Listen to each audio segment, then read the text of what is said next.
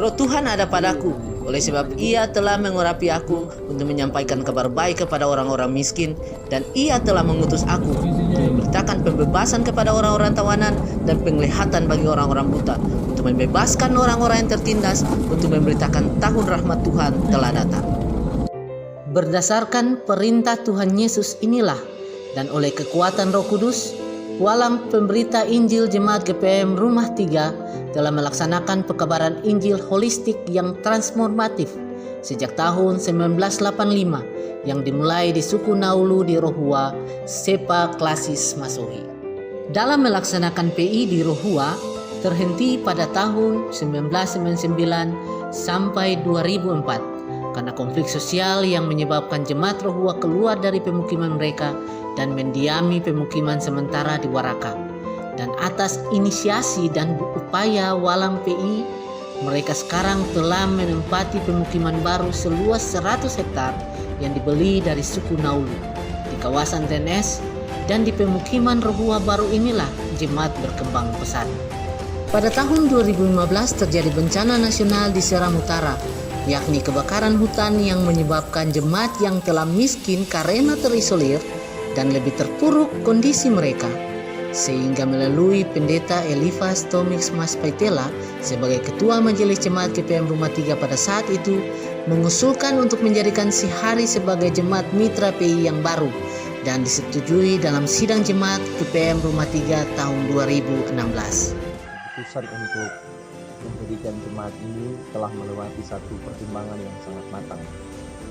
Adapun hal-hal yang dilakukan di Jemaat Sihari oleh Jemaat GPM Rumah 3 adalah upaya untuk menerjemahkan konsep PI holistik yang digagas oleh Sinode Gereja Besar Maluku.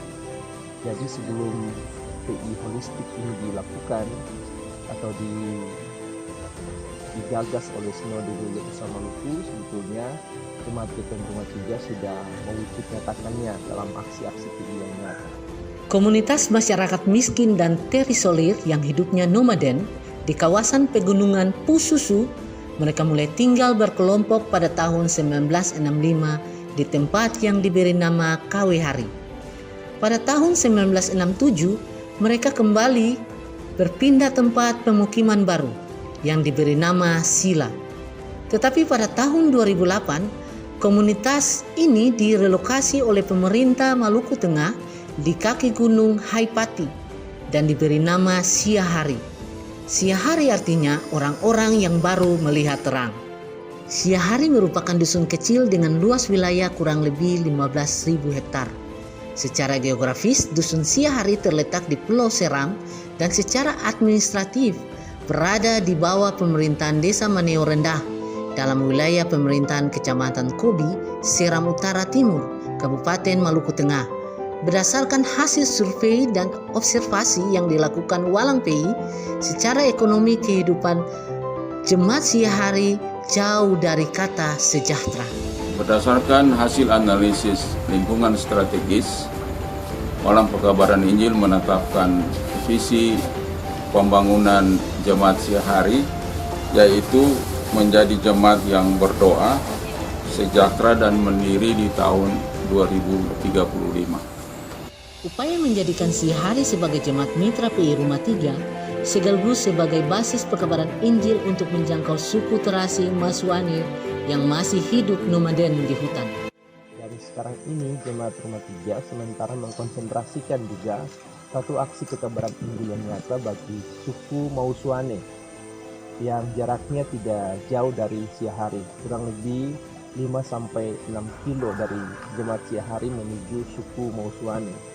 Dan ini dilakukan dalam kerangka menghadirkan Injil yang membebaskan dan menghidupkan orang-orang di Mausuane.